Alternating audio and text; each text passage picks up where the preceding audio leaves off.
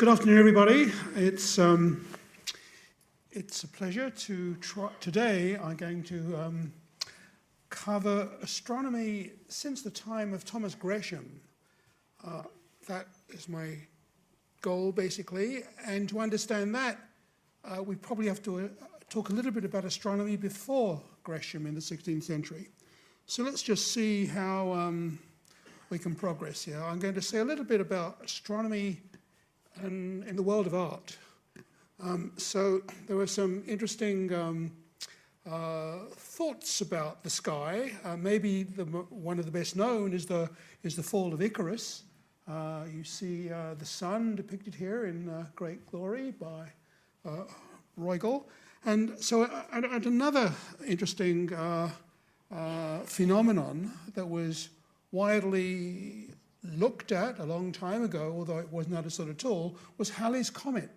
And so again, you see this depicted here in a beautiful painting from the 14th century. Halley's Comet's up there, the Adoration of the Magi. So, of course,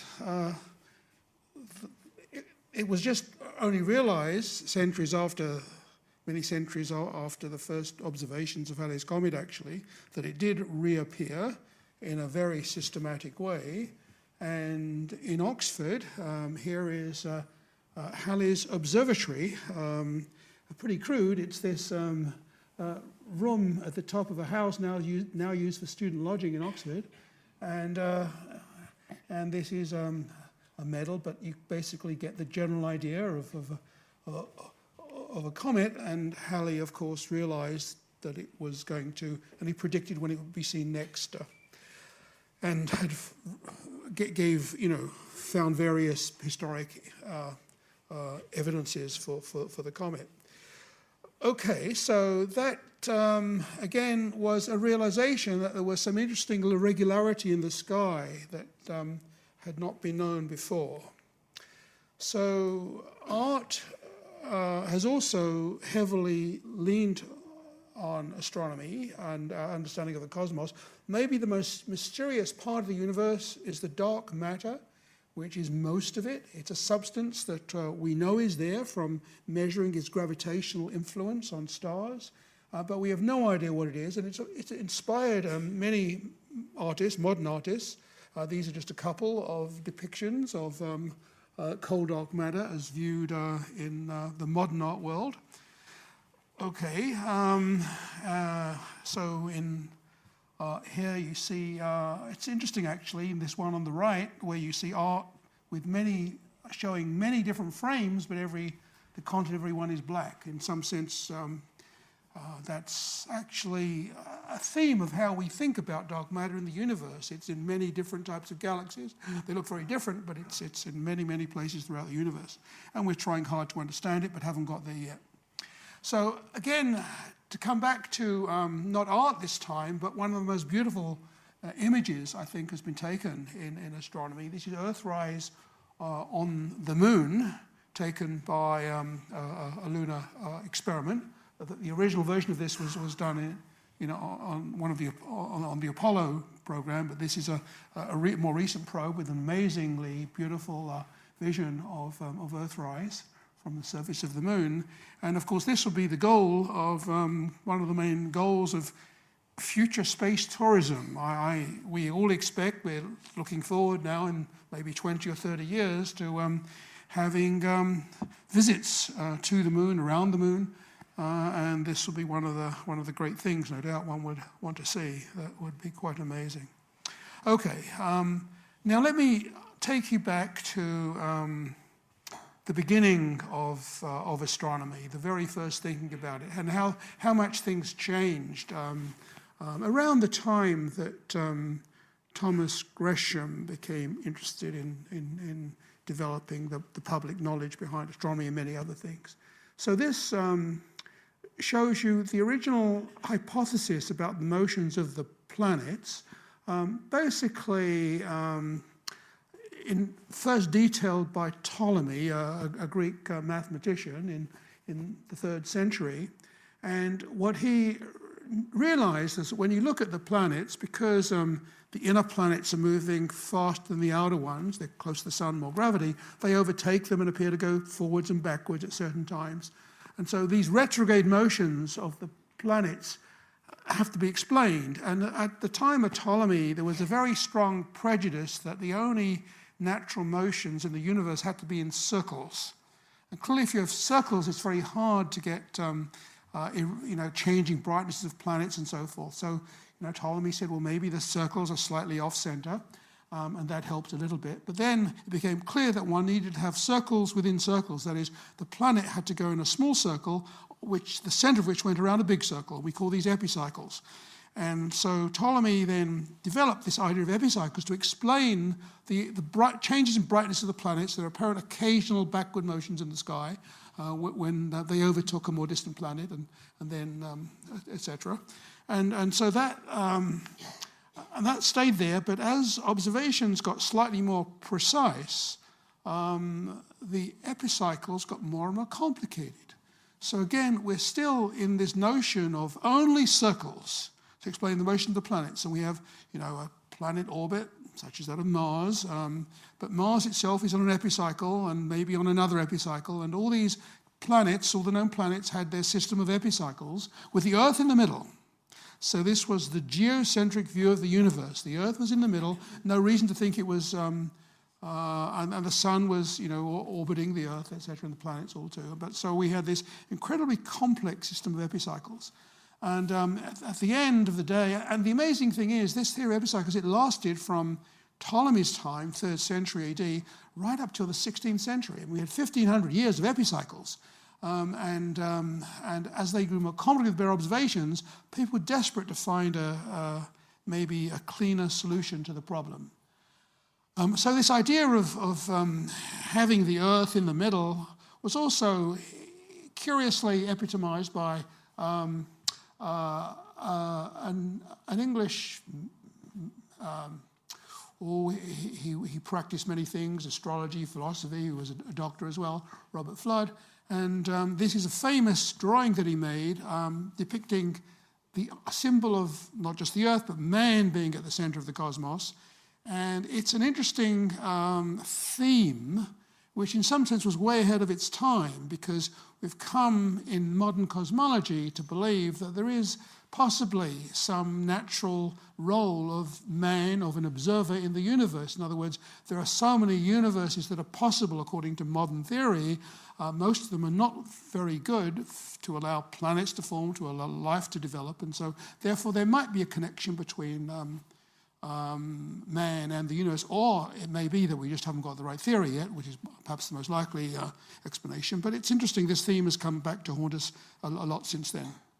But let's now go back to how we finally got away from this very complex theory of epicycles. So Copernicus was the first genius who basically took a hard look at this, and he said it's so much easier if the sun is in the center, not the Earth. And then we can maybe imagine circular orbits. But even then it was realized the orbits simply, there were changes in brightnesses and apparent motion of the planets that could not be accommodated by simple circular orbits. So even in Copernicus' model, the sun was at the center, but he still had epicycles. And so that was not completely satisfactory, but it was the beginning of a revolution in which the Earth got displaced from the center. The Earth was now just one planet going around the sun. That was the great breakthrough of Copernicus. And it took two other astronomers at that time to finally push things a bit further.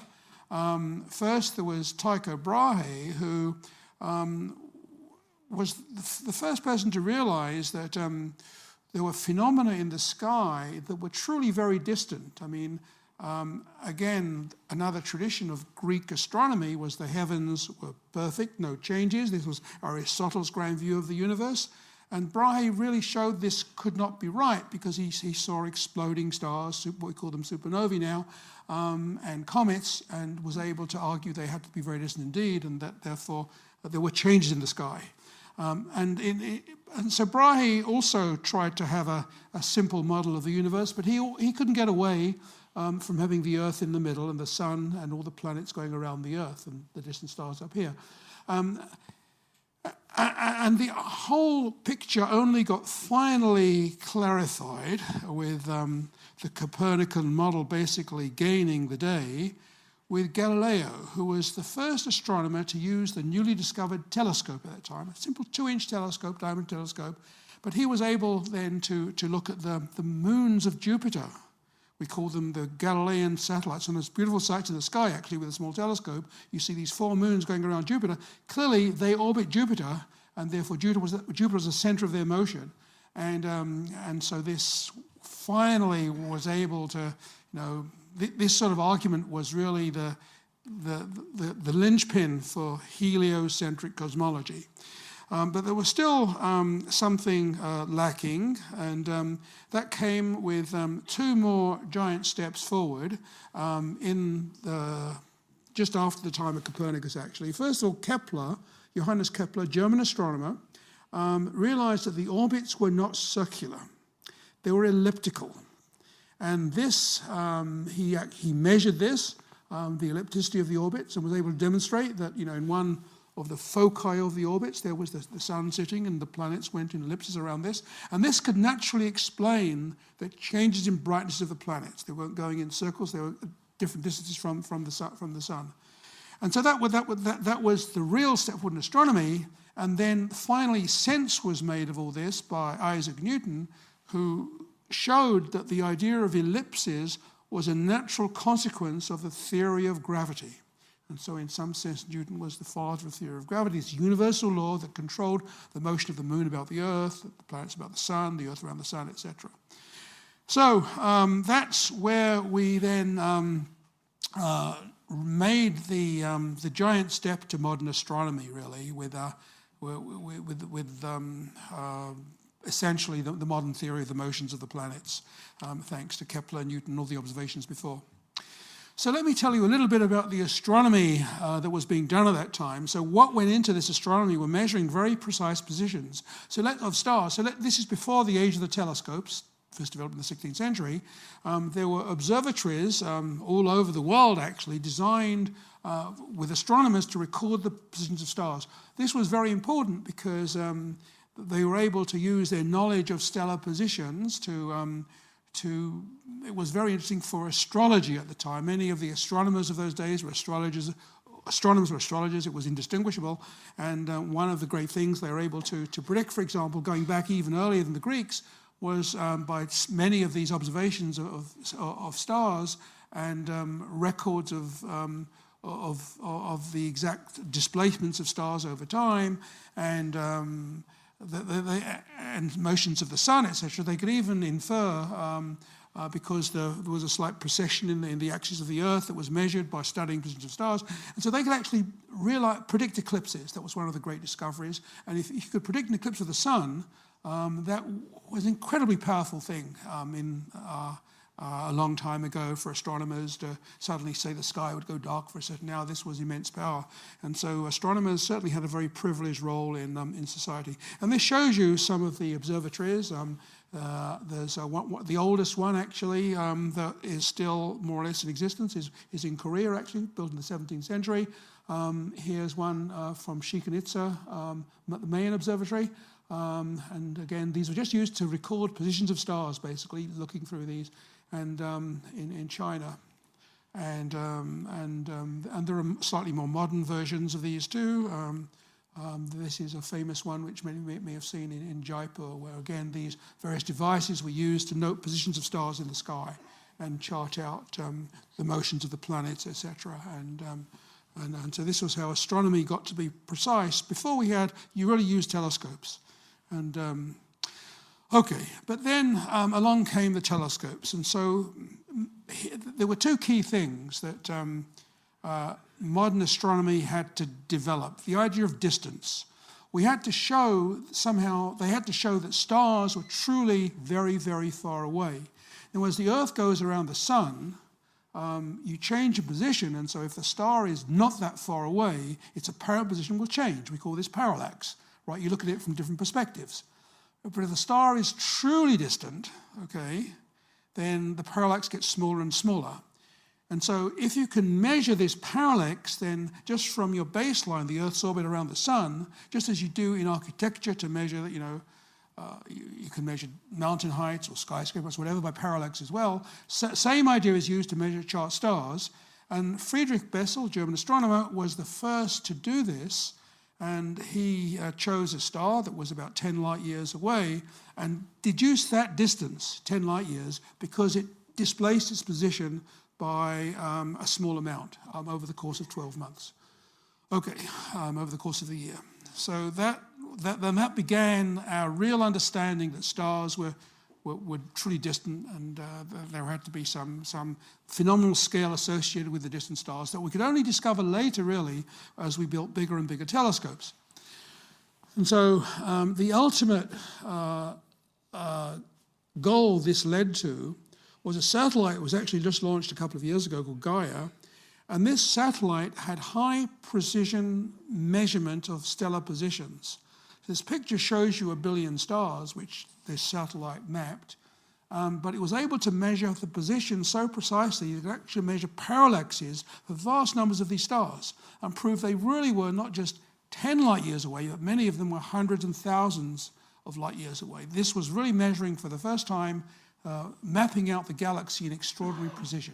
We knew about that from earlier stuff, but this really was high precision parallax astronomy to perfection.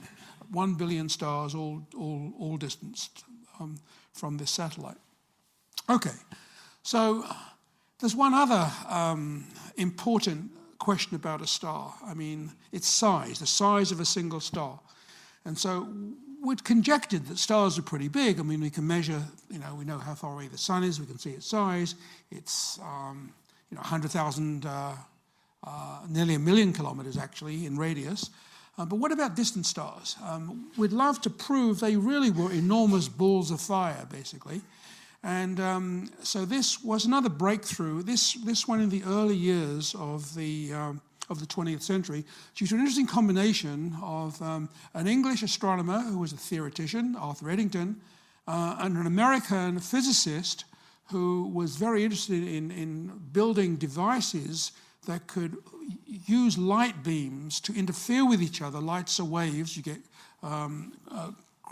peaks and troughs in the light beams, and if two different light beams can actually interfere and give you an intensity increase, then you can use that to measure the size of the system from which they're coming, essentially the radius of a star.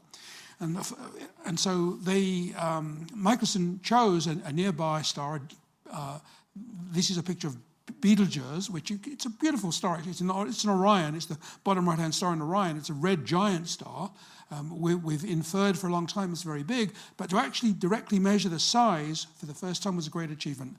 And that was done in 1920, actually, thanks to the calculations of Arthur Eddington, in which he actually figured this out, how big the size had to be, and that it was feasible for Michelson's experiment to measure it. And this shows you the experiment that he built. It went on one of the largest telescopes at that time in the world, a 60-inch on Mount Wilson. And it was a device on the top of this telescope with a couple of mirrors. And the mirrors basically combined light from different slightly different regions of where the star would be, and showed you that the light beams would interfere or not, and that could therefore give you a measure of the size of the intrinsic star far away. And so that was a great breakthrough that was made in 1920 or thereabouts.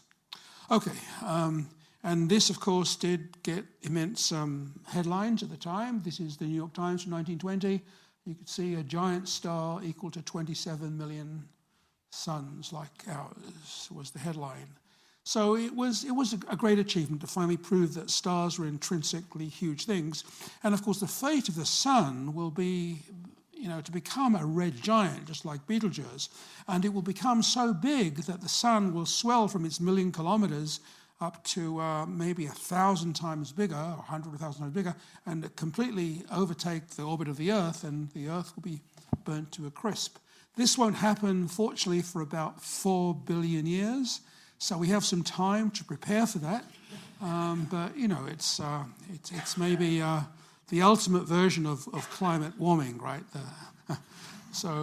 Which we will presumably have to leave the planet by then, and we'll be able to, no doubt. Okay.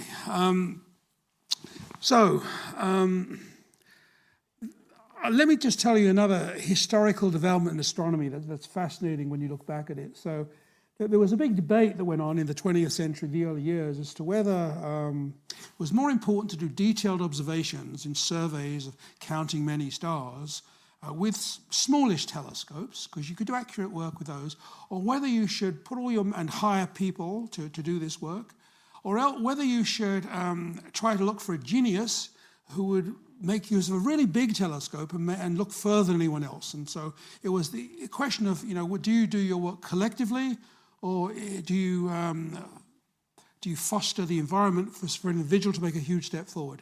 And there was a debate that went on. It still goes on today, just how you plan your strategy for making new discoveries.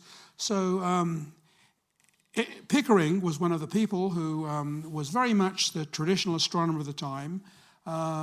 He argued that you know, you actually have to have the kind of work to be done more than other. It much depends on other conditions. The man behind the gun, actually it was more the woman behind the gun, I'll show you that in a second. But he was arguing that, do you need a huge battleship? You know, maybe, this is 1909, the biggest telescope then was 60 inches in diameter. Why would you ever want to build a bigger one? You just do your work with the smaller ones. Well, other people did have a very different approach to philosophy, and the main person who disagreed with it was George Ellery Hale. And so Pickering was at Harvard, director of the Harvard Observatory. Hale eventually went from Chicago to California and founded the what became known as the Carnegie Observatories, which hosted the world's largest telescopes for many years. And so he believed that, for example, that you should encourage individual initiative. And it's interesting that here is Pickering's philosophy carried out in practice, where he said that you have to have many individual researchers who are not paid much. In this case, they're almost all women. And he used them to do the tedious work of counting stars with smaller telescopes. And he was able, therefore, to set out the scale of the galaxy, et cetera, et cetera. But it was Hale who wanted to look beyond this and look for the distant things much, much further away. And there was a different philosophy that went on about whether you wait for the individual who will lead the way with something very big and incredibly expensive, or you do your work very detailed and conscientiously with in the way that Pickering developed it. And in fact, Pickering's assistants, these are them, they made immense discoveries of great importance for charting out the Milky Way. But to go beyond that took a much bigger telescope. And so it's interesting that came about because of private philanthropy. So these were the days when, if you wanted a big telescope, actually the same is true now, a really big telescope, it's hard to persuade your government just to put the money into that. Now, at the time, there were some early 20th century, that there were some philanthropists who really had great visions of the universe. And maybe the one that George Ellery Hale, made closest contact with was Andrew Carnegie. And he was able to persuade Carnegie to fund first a 100-inch telescope on Mount Wilson, and then eventually the 200-inch, the world's largest for many years, on Mount Palomar. And it was with these telescopes that we first actually measured the scale of the universe and how vast the cosmos is. So it made a huge difference, these big telescopes. And again, the contrast is Galileo. He had a 2-inch telescope. So you see this this intriguing painting showing, made many years later, of course, but showing Galileo illustrating to the in Venice what one could look at with a small telescope. Okay, so but from 2 inches, we've gone incredibly far beyond that. So here's Galileo's telescope, 2-inch diameter. It's got a magnification power, which is, factor of tens, hundreds, but it's nothing compared to the huge magnification you get with a much bigger diameter lens. And so where do we go with these bigger telescopes? Well, the next step, the major step was actually made by another philanthropist, or private individual, the Earl of Rosse, who in Ireland actually was fascinated by astronomy, and he built what for more than half a century was the world's largest telescope, 72-inch diameter telescope. Then on Mount Wilson, they soon were able to in the 20th century, were able to go beyond this, 100-inch, then the 200-inch in 1949. And the latest developments are the following, that we're now getting beyond the ability of telescopes that are just meters across, 3 meters, 5 meters, to telescopes now that are many more meters. So the largest one in the world will be either 30 meters or 39 meters. There are two different projects actually. The 30-meter telescope is an American project, again partly financed privately through the Moore Foundation, but partly by many countries involved as well. And that has been struggling to get started on Mauna Kea because of resistance from the local inhabitants. Mauna Kea, this volcano with a site with many, many telescopes actually is partly a sacred site. But finally, they seem to have overcome the resistance, which consider people lying down in the road to stop construction trucks getting up to the top. Anyway, all that seems to have been resolved with various court cases, etc. And so that is on track now to be built 30 meters across in 2027. Meanwhile, in Europe, this one is purely European funded. It's one of the big advantages of being in Europe, of course, that we have so many countries there that can put vast amounts of money into science. And the Europeans are building a 39-meter telescope, and the UK is part of this project, to be completed in 2025 on a high peak at the Atacama Desert, some 17,000 feet altitude actually in Chile. So that is the immediate future. Let's go back to the Earl of Rosse. So this was his 72-inch telescope, which was built in Ireland in the 19th century. And with this, he was able to chart out, look at many distant nebulae. We didn't know they were intrinsic galaxies. They were called island universes. People speculated they might be as big as the Milky Way or not. But he was able to look at many of these. And this was in the days when cameras were not really available. They had not been designed to work with telescopes like this. So all that one could do was make sketches of what you saw through this telescope. And so and then after the 19th century, 1949, skip forward half a century, then we come to the 200-inch Mount Palomar, constructed in 1949, which from then up till a few years ago was the largest in the world. And then there was a European project using, this was a 5-meter telescope. There was an 8-meter European project called the Very Large Telescope, and which was built roughly a decade ago in Chile, and now there'll be even larger ones in the near future, in the next decade, coming along. So all of this is very, very dramatic. What happens after that? Well, here I'll show you the 30-meter telescope, the design for that. This is the one going on Mauna Kea. It's hard to imagine the scale of this. Here is, I think, a truck over here to give you some feeling for this. Okay, and so there's that's the mirror, and with a focal plane behind it to attract the light. And here is the 39-meter telescope, again an architectural design to be finished in 2025. They've already begun clearing the site and started the basic construction. And again, you have to just try to get some feeling for the human scale relative to that. Okay, so.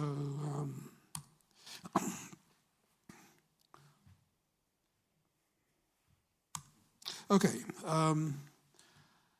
I want to now show you the different sizes of these telescopes, actually. So let's just look at the relative scale of things. So actually, this is over here in the center, the 30-meter telescope.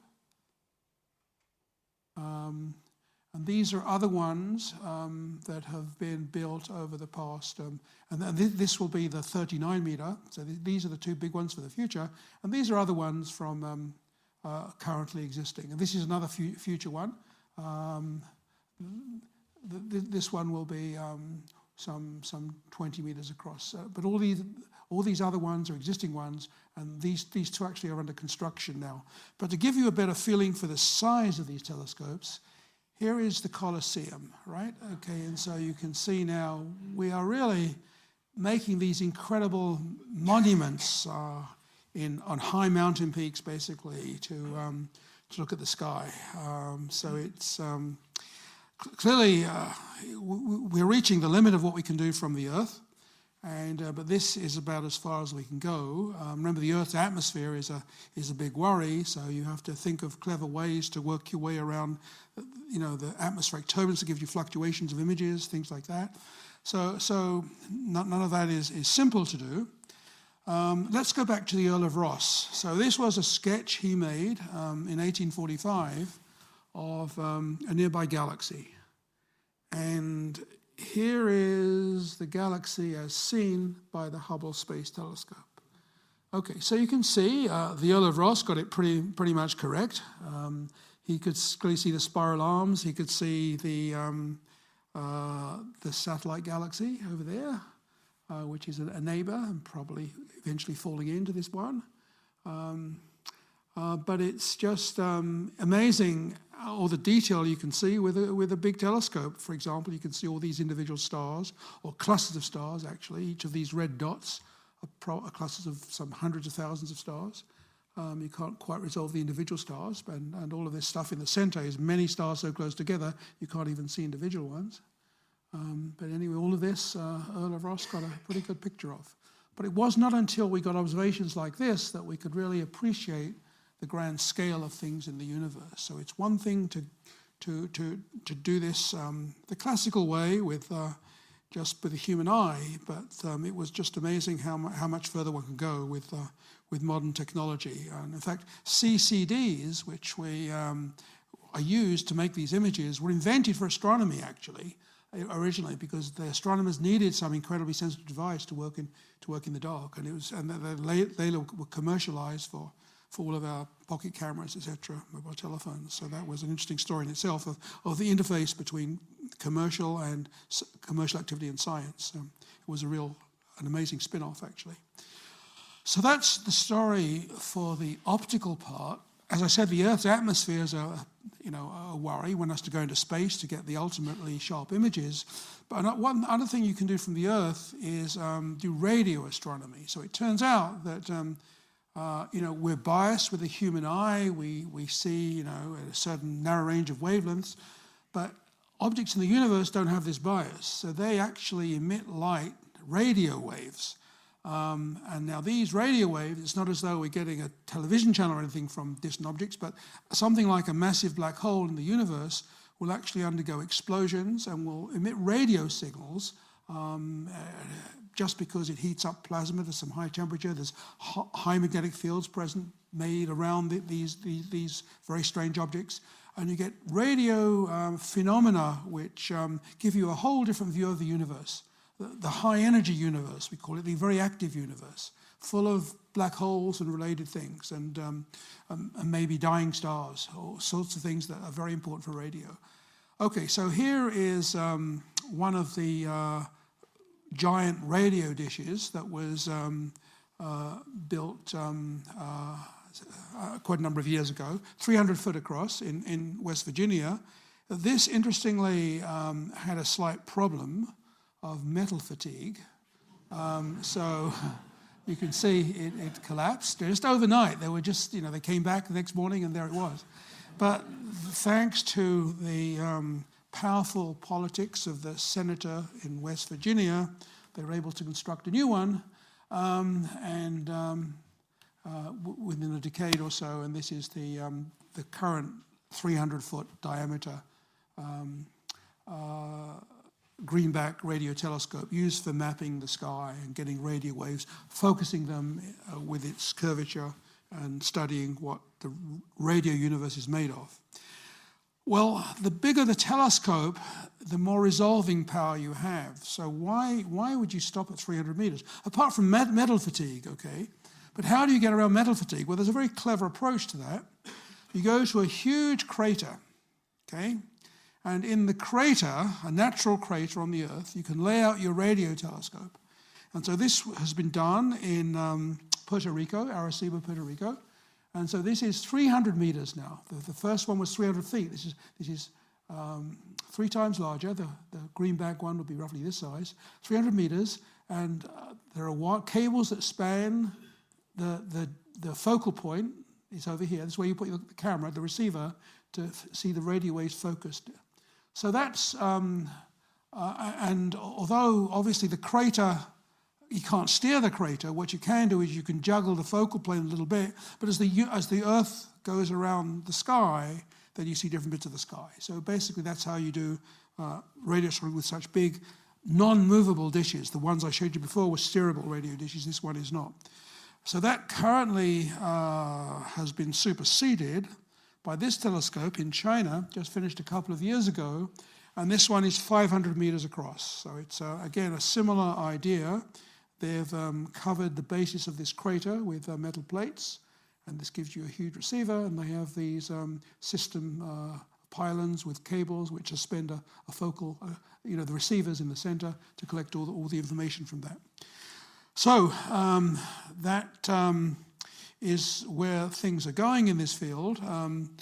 In space, we have a whole other approach. Okay, here it's not so much size that counts, but it's the ability to go into distant parts of space away from the Earth, so you can reduce the light from the Earth and get a very dark sky. There's no Earth's atmosphere, so you don't have the twinkling of stars.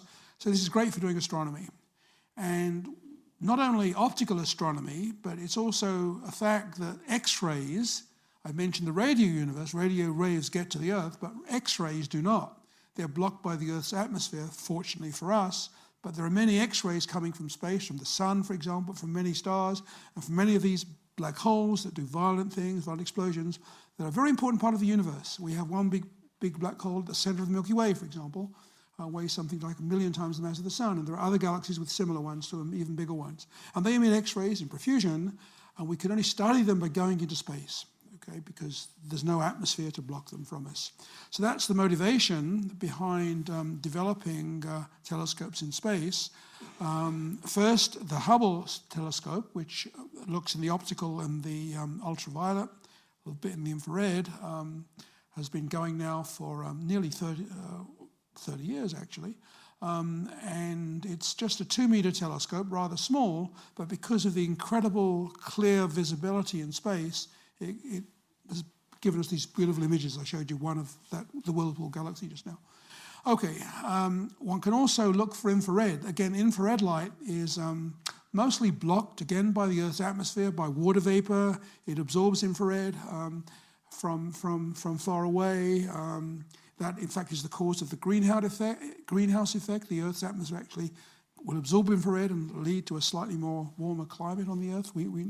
But the infrared, if you like to say, you have to go to space for. So you have to go above the atmosphere. And so here's one telescope, which is 3.5 meters, launched 2009, no longer working now, but it worked for nearly a decade, taking beautiful infrared images of the sky. And then X-ray telescopes. We're in this new era now where we look for X-rays in space. And so this one is just a meter or so across, but it's enough to give you this view of the sky unparalleled that you can't see from the Earth. And by clever technology, you can even focus the X-rays and make images of X-ray objects, X-ray nebulae, X-ray explosions that are as good as optical images in terms of their resolution and their clarity. And so we're learning much about the building blocks of the universe far away from all these wonderful types of telescopes. So the conclusion recently of a lot of this was to go to a part of the universe nearby where it's even darker than anywhere in space, actually, from certain points of view. And this is the far side of the moon. So why would you want to go to the far side of the moon? It turns out that radio waves of very, very low frequency are an interesting way to study the dark ages of the universe. Why the dark ages? Well, that's before there were any galaxies, before there were any stars. And the problem with studying this epoch of the past is that the radio waves are so stretched out, they go to very, very low frequency, and these also are blocked on the Earth. They don't get through to the Earth's observatories very well. And in space, just going anywhere in space is not necessarily the best thing to do, because the Earth is a huge transmitter of radio waves, thanks to all our TV stations, whatever. But if you go to the far side of the moon, there you're blocked completely from the Earth. And that is potentially a wonderful site to study the dark ages from. So the pioneer in this field is the Chinese Space Agency, and just a month ago they launched a probe that is now sitting on the far side of the moon, the first ever probe to land on the far side of the moon. And you can see these radio antennae. That is this low frequency telescope that will be taking data from the distant universes and trying to study what happened before there were any structures. The Chinese did this particular project in a great hurry. It turns out that their system in this construction they landed was not engineered to give you really, really low radio backgrounds. But this was a pilot version, and they're hoping now in the next few years to launch much more sophisticated versions of these telescopes to maybe orbit the moon and land on the far side, etc., to do this search. And I'm sure other countries will be doing that too as well in the not too distant future as well. But that's one future for a whole new type of astronomy. Okay, so now let's go back to another type of astronomy, which is sort of mind-blowing, really. The sun produces energy by thermonuclear fusion, by burning hydrogen to helium. That accounts for the wonderful way we have energy to solar energy, etc., to be able to, for the Earth to survive and develop life, etc. But when this energy is made in the middle of the sun, there is, we'd like to prove this is how it happened by thermonuclear reactions. And we can study these reactions in the middle of the sun from neutrinos, these tiny, tiny particles that can travel through anything. They're very weak interacting, but they're producing nuclear reactions. They will come to the Earth, and you can actually measure them in principle and figure out what is going on in the middle of the sun. So that it really is a thermonuclear reactor, which is a great source of energy and heat. And so here's an example of such a neutrino telescope. So it's a huge cavern under a mountain, a disused Japanese mine, filled with highly purified water, about 10 meters or so above the surface. And you can see the engineers are going around inspecting all the phototubes, which are above there. And so these are phototubes designed to look for light flashes that are produced when neutrinos from the sun interact with the water and give you very tiny light flashes that last a nanosecond. But this happens because the sun has so many neutrinos. It's a rare event, but every now and then they should see something. And what is fascinating is this. We know these neutrinos are produced in the Earth's atmosphere, right? So they come from, let's say, cosmic rays. But those come from above. But if you can look from below, things coming through the Earth, then only the sun could have produced those. The Earth's atmosphere would not be making those. And the sun makes them because the sun's neutrinos hit the Earth's rock, and they produce particles which can give you light flashes in the water. So it's an indirect consequence of neutrinos. It's not direct neutrinos, but the tiny muons the neutrinos make in the Earth's rock that can be seen in principle.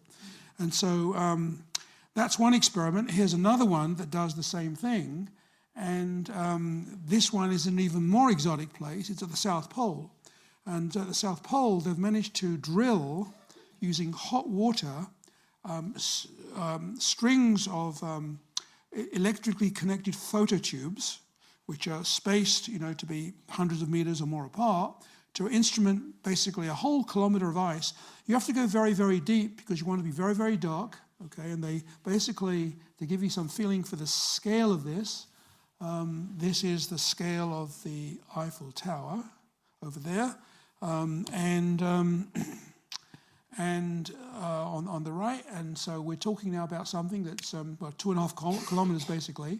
And in this video on the right, you can see how they can use this as a telescope, because the neutrinos, basically, if they come from some point in the sky, from the sun, for example, they traverse these strings at slightly different angles, so you can infer the direction they're coming from. And so this really is a gigantic telescope. By looking underground, deep down, you can actually, in principle, see the sun producing neutrinos, which hit the Earth, create muons, which give you these tiny light flashes, which are registered by these phototubes. So it's, again, mind-blowing astronomy, and it's a kilometer-sized telescope, basically, designed to look for neutrinos from the sun, and eventually from black holes in the universe, from other things out there too. But the sun is the nearest and brightest source to start with. Okay, and just continuing with this theme of interesting things out there in the universe, I mentioned cosmic rays, right? So cosmic rays are particles which are like protons, basically, but produced at really high energy in explosions in the universe, probably by massive black holes. And so we're bombarded by cosmic rays on the Earth. Again, the Earth's atmosphere basically protects us from these. If you live at high altitude or fly a lot, you'll get a little more bombardment by cosmic rays. It won't be fatal. It won't even be dangerous. It's only when you go into space for a long time that cosmic ray bombardment is thought to be a serious issue. If you were to spend 9 months in a rocket ship going to Mars, it's been predicted that by the time your astronauts got there, they'll be riddled with cancer, they'll be half blind, etc., because of cosmic ray bombardment. And you couldn't put enough lead around that rocket ship to shield you properly because it would be so heavy. So that's a big problem for the future in exploration of Mars. Anyway, to come back to the Earth, then we can detect these cosmic rays by a very clever trick, because they hit the Earth's atmosphere and they disintegrate. And basically they give you what is called an air shower of many low-energy cosmic rays that give you light flashes, again, in the Earth's atmosphere from decaying particles. So we're looking for these air showers, which last nanoseconds too. You can basically try to figure out how many cosmic rays are hitting the Earth's atmosphere. And so we're beginning to do some of that. So this shows you what an air shower is. You have some event coming in at the top, a high-energy cosmic ray, triggering lots of other interactions, and then each of these interactions will produce a slight flash of light, and you can map them out by having many telescopes. So these are weird telescopes. Again, these are tanks of highly purified water, okay, which are used, again, to detect these light flashes, as in the other experiments I showed you. And in this case, they're spread over a huge area in the Argentinian Pampas for the world's largest high-energy cosmic ray telescope. And so we're now discussing something like 1,600 of these tanks, each one with 60,000 gallons of purified water spread over 1,200 miles, each 1.5 kilometers apart. And they are basically monitoring. You need a huge area because there are so few of these particles, and the air showers spread out over a large area. So that's how you see them. We're learning all about the cosmic rays out there in the universe. And again, this is like a telescope, because you can see where these are coming from in the sky once you start seeing them. We're still beginning to do that now, but this is one of another most amazing telescopes. Okay, so let me now end with telling you another interesting goal for telescopes. That is the search for life in the universe. So the person who had an immense impact on this field was a wealthy Bostonian called Percival Lowell, who went on to found his own observatory in Arizona. And again, this was the days before you had cameras, really, very effective ones anyway. And he was able to, and he looked at Mars. And he made sketches of what he saw on Mars. And what he sketched were, this is one of his diagrams. And so these are the canals on Mars that he thought he saw. Now, partly this was a misinterpretation of an Italian astronomer called Schiaparelli, who talked about canali on Mars, but in translation, the word canali in Italian, I am told, does not directly mean canals. It just means channels, okay? But you can reinterpret it as canals, and this is what Lowell did, and went on to draw his own maps of the canals he thought he saw on Mars. And so this was thought to be a huge canal network, according to Lowell. And he went on to write articles in the early years of the 20th century. This is from New York Times 1907. Mars is inhabited, says Professor Lowell, the abode of intelligent constructed life, based on these canals. And he went on to observe them, and amazingly, there were even changes in the canals that he thought he saw from one year to the next. This was another headline from the New York Times.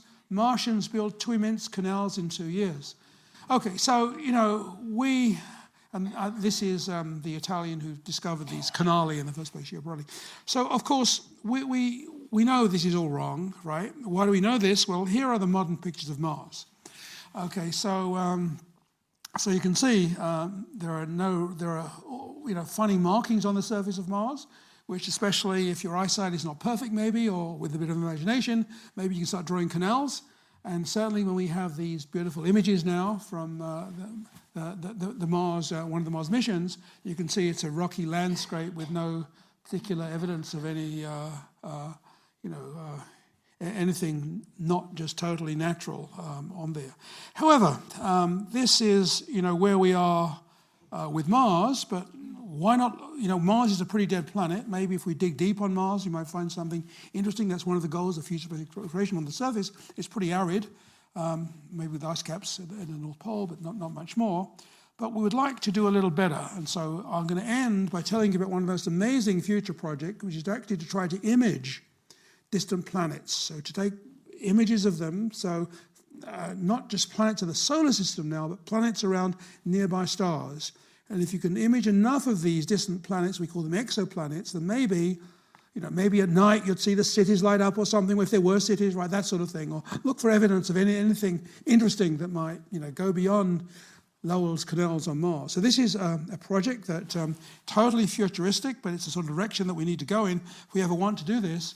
You go to a crater on the moon, and so you choose a crater near the South Pole or the North Pole. There are many craters in the South Pole, because near the poles, the sun never gets very high above the sky or very low. So it's always temperate climate. If you're near the equator of the moon, it gets incredibly hot midday, incredibly cold at night. But near the equator, it's much more moderate. And there are these craters, enormous craters actually, which are perpetually dark. They're so deep, and because they're near the poles of the moon, the sun never gets high enough to light them up. So they're great places to put your telescopes, especially when looking in the infrared. And there's one of these in particular with very high rims, so it's perpetually illuminated by the sun. Actually, even at midnight, the rims are high enough, and it's near the rim of the moon. There's some sunlight which gives you solar power. So that's the idea. And here is an artist, and the idea then is you'd instrument this crater with a series with many mirror segments, and it's a bit like, remember the Arecibo thing I showed you in radio astronomy? This is now infrared astronomy or optical astronomy. You can do the same thing in principle with no Earth's atmosphere to bother you, to make the temperature, the telescope beams, to mess them up with turbulence. And so the idea is you can instrument this whole crater and focus the light, having a big cable with receptors in the focal plane, and use this then to image distant exoplanets. And because this is so big, this is many kilometers across, you have the resolving power. And so this is the hope, and then artist's conception. You can go to, let's say, a wonderful system like TRAPPIST-1, discovered in the past couple of years, which has a whole number of planets orbiting it, and that'd be a great place to do imaging. This is the quality of the image that, in principle, this telescope could get. And it's 40 light years away, and there are enough of these exoplanets within that distance to give us an interesting, goal to search for. Obviously, there's no guarantee you'll ever find anything, but if you do, it'd be amazing, of course. So that this is one of the major goals of modern astronomy, to build telescopes large enough that one can have some hope of looking for indications of distant life in the solar system. So maybe that'll come, maybe it won't. If we find nothing, that'll be amazing too, if you look at enough planets. So either way, we can't lose, and it's a great focus of modern astronomy. So thank you.